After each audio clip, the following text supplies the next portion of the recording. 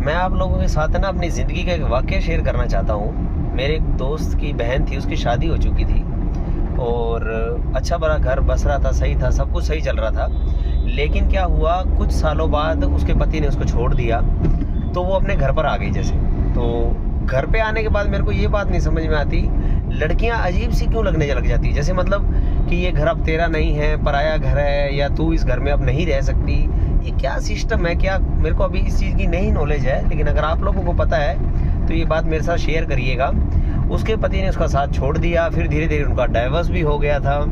उसके माँ बाप ने भी उसका साथ नहीं दिया, फिर वो अपने पैरों पे खड़ी हुई, अपना खुद का घर लिया।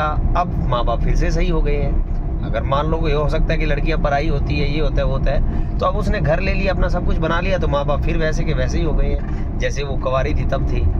ये क्या सिस्टम है।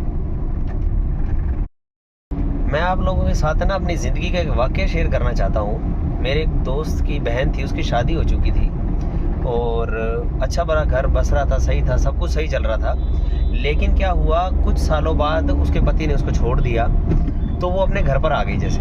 तो घर पे आने के बाद मेरे को ये बात नहीं समझ में आती, लड़कियां अजीब सी क्यों लगने लग जाती, जैसे मतलब कि ये घर अब तेरा नहीं है, पराया घर है, या तू इस घर में अब नहीं रह सकती। ये क्या सिस्टम है, क्या, मेरे को अभी इस चीज़ की नहीं नॉलेज है, लेकिन अगर आप लोगों को पता है तो ये बात मेरे साथ शेयर करिएगा। उसके पति ने उसका साथ छोड़ दिया, फिर धीरे धीरे उनका डाइवर्स भी हो गया था। उसके माँ बाप ने भी उसका साथ नहीं दिया, फिर वो अपने पैरों पे खड़ी हुई, अपना खुद का घर लिया। अब माँ बाप फिर से सही हो गए हैं। अगर मान लो ये हो सकता है कि लड़कियां पराई होती है, ये होता है वो होता है, तो अब उसने घर ले लिया, अपना सब कुछ बना लिया, तो माँ बाप फिर वैसे के वैसे ही हो गए हैं जैसे वो कुंवारी थी तब थी। ये क्या सिस्टम है।